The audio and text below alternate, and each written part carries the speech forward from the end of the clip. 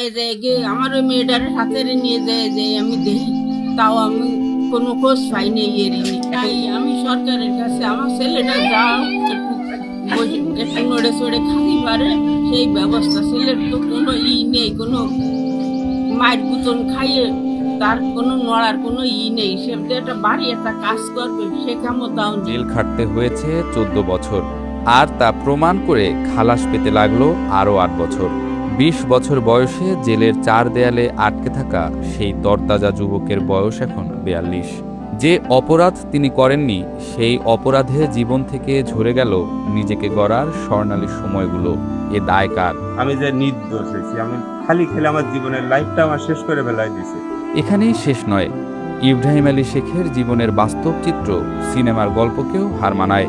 তিনি জেল হাজতে থাকায় সংসারে নেমে আসে অনটন। স্ত্রীর দিকে পড়শিদের বাঁকা চাহনি, স্বামী হত্যা মামলার আসামি। অপমান সহ্য করতে না পেরে 2 মাসের কন্যা সন্তানকে ফেলে চলে যায় স্ত্রী। দিনমজুর ইব্রাহিমের সাজানো সংসারে নেমে আসে অভিশাপ। কষ্টের কাজকাম করে বেড়াতাম, কাজকাম করে বেড়াতাম। আমি ঘুরি ঘুরি কাজকাম করি, যখন যে কাজ করি আমি সেই কাজ করি, আমার তো চলার মতন কিছু নেই। ঠিক কী অপরাধে গ্রেপ্তার হয়েছিলেন, গ্রেপ্তারের সময় সেটাও জানতেন না ইব্রাহিম। কার অপরাধের ঘানি টেনেছিলেন দীর্ঘ 22 বছর, কার পাপে বাবার স্নেহ বঞ্চিত হয়েছে আদরের কন্যা, এসব প্রশ্নই এখন তাড়া করে থাকে। দারিদ্রতার কষাঘাত ছিল অভাব। তবুও সারাদিনের খাটাখাটনির পর বাড়ি ফিরে জন্মদাত্রী মায়ের মুখ, প্রিয়তমা স্ত্রী, সন্তানের মুখের দিকে তাকালে সব কষ্ট হাওয়ায় মিলিয়ে যেত। ওই সময় আমি সব দিয়ে আসতেছি, আমাদের মেন রোডে আমি গাড়ি পাইনি। আমার গাড়ি সাথে 10টা 10:30 এরকম অনুমান বাজবে। আমি গাড়ি পাইনি, আমি সব দিয়ে আইটে আসতেছি। কোন পথে আইটে চলে আসবো। আইটে আসার সময় ওই জায়গায় রক কন্ট্রাক্টর মোড়ে ওই জায়গায় একটা মার্ডার হয়, সেটা আমি জানি না। আমি ব্রিজের ওই জায়গায় চলে আসার ওই জায়গায় আমার ব্রিজের পুলিশ আমার সন্দেহজনকে আমার ওই জায়গায় অ্যারেস্ট করে। আর এইবারে এই জায়গায় একটা মামলা হয়, এটা আমি জানি না। এই জায়গায় সালাম মার্ডার হয়, যে মার্ডার আমার ফাঁসির রায় হয়েছিল। এরা যেমন মামলা দিচ্ছে এ বিষয়ে আমি জানি না। আমি তো কাজ কাম করে খাই, মামলা বিষয়ে কোনো কিছু আমি বুঝিও না, জানিও না। কাজ কাম করে খাই, আমার বাড়ির নোটিশও আসেনি, কিছু আসেনি। আমার নামে যে মামলাটা হয়েছে, এরপর আমি জানি না। তা আমি ওই জায়গাতে আমি অ্যারেস্ট হয়ে যাই।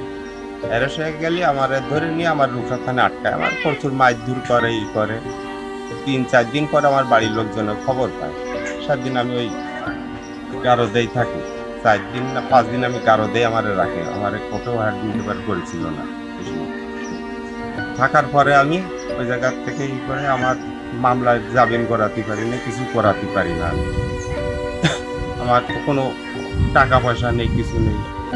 বিভিন্ন উকিল, সরকারি উকিল এটা ওটার করে করি। উকিল কোর্টে হাজিরের দিন করে সরকারি উকিল দিই। এই দিয়ে আমি মামলা চালাতে আমার মামলা বিচার শুরু হয়ে যায়। বিচার শুরু হয়ে গেলে বিচার শেষ হয়ে যায় খুলনা কোর্টের থেকে। বিচার শেষ হলে ওই সময় আমার ফাঁসির রায় দেয় মামলা। ফাঁসির আর রায় দেয় 11 সালে।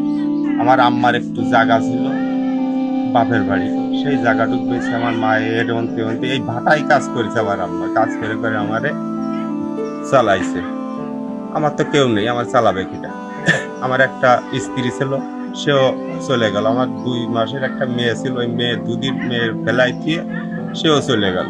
তারা কি বলে চলবে, চলে গেছে জানি না। মেয়েটারও আমি বিয়ে দিতে পারিনি। মেয়েটা বহুত কষ্ট মানুষ করেছে আমার মা, মানুষ করে তারপরে বিয়ে দিছে। সেও এখনো কষ্টে আছে। ওই বিভিন্ন ফুটা দেয় মানুষ, তোর বাপ মামলা খাইছিল, কি খাইলো, বিভিন্ন ফুটা বার্তারা দেয়। 2025 সালের 4 ফেব্রুয়ারি মুক্তি পেলেও ইব্রাহিমের জীবনে স্থিরতা ফেরেনি। জেলে থাকা অবস্থায় সংসার ভেঙেছে, হারিয়েছেন স্ত্রীকে। দীর্ঘ কারাবাসে চোখের জ্যোতি ও শারীরিক সক্ষমতা হারিয়ে এখন তিনি মানবেতর জীবনযাপন করছেন। নিজের কোনো বসতভিটা না থাকায় মাকে নিয়ে বাগেরহাট জেলার ফকিরহাটের লখপুরে ভগ্নিপতির কুঁড়েঘরে আশ্রয় নিয়েছেন তিনি। আমার ভাই রাত্রি নাইট ডিউটিতে তো জয়পুর বাজার, সকালে তো খুলনায় রিক্সা চালায়, ওই জায়গায় রিক্সা চালাতো। আর তার ফ্যামিলি ছিল, বোন ছিল, মা ছিল, ভাই ছিল, তার ঘরে ঘরে। তার আর কোনো ইনকাম করার কোনো মানুষ ছিল না, তাই রিক্সা চালাতো। আর ওই এসে তাকে রাত্রি 4 বাজার নিয়ে আসতো, তাই খাতো। তাই আমার ভাইরে ওই রূপসা ওই জায়গার থেকে ওই জায়গাতে আটক করে ফেলেছে। আমার ভাই ওই জায়গাতে ধরে ফেলেছে, তা আমরা বুঝতে পারিনি যে আমার বাইরে ধরে ফেলাইছে জায়গাতে। তারপরে 2-3 দিন পরে আমরা ঠিক পাইছি যে আমার ভাই আর বাড়ি আসতেছে না, তারপরে আমরা ঠিক পাইছি আমার ভাই আটক করেছে। সেই ধরে এই পর্যন্ত অনেক কষ্ট গেছে, আমার মার পর তো অনেক জ্বর গেছে, খায় না খায় দিনটা কষ্ট গেছে।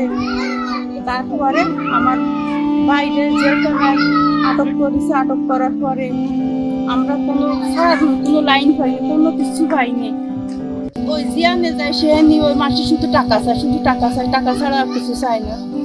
তারপরে আমার মার কিছুটা জমি ছিল তাও বেঁচে দিলাম, দিয়ে পেলাম কি তাও টাকা পয়সা ফেলে দিয়েছে, তাও পারলাম না। তারপরে একটা উকিল ধরিলাম, উকিলটা মারা গেল। মারা যাওয়ার পরে আর কাগজপাতি আমরা কিচ্ছু পাইও না, আর কোনো জায়গার থেকে কিছু আসেও না। তাই করতে 17 সালে শুনি যে আমার ভাই যাবি খালাস হয়ে গেছে, আমার ভাই খালাস হয়ে গেছে। ওই জ্ঞানে কয় খালাস হয়ে গেছে, বাড়া হয়ে যাবেন, নিয়ে হবেন, ওই যায় যে সেখানে টাকা পয়সা ভেঙে ফিরে আবার বাড়ি চলে আসি, পাইনি। তাই এই 25 সালে যাইগে আমার ভাই এই 7-8 বছর পরে ফিরে তাই বাড়ি আইছে। আমরা চাই যে আমার ভাই তো একদম নিঃস্ব, তার কিচ্ছু নেই, স্যারে না তাও ভালো নেই, কাজকামও করতে পারে না, কিচ্ছু পারে না। এখন সরকার যদি তার পাশে একটু দাঁড়াতো, তার কিছু দিত, তাহলে সে একটু যা পাইছে, তার কোনো ভরসা তার ছিল, তাই ছাড়া তার কোনো ভরসাই নেই, পাইছে সে কোনো কাজকামই করতে পারে না। শারীরিক অসুস্থতার কারণে এখন আর কোনো ভারী কাজ করতে পারেন না ইব্রাহিম। মাঝে মধ্যে অন্যের চায়ের দোকানে কাজ করার চেষ্টা করলেও রোদ সহ্য করতে না পারায় মাথা ঘুরে পড়ে যান তিনি। নিয়মিত কাজ করতে না পারায় অনাহারে অর্ধাহারে দিন কাটছে মাঝে।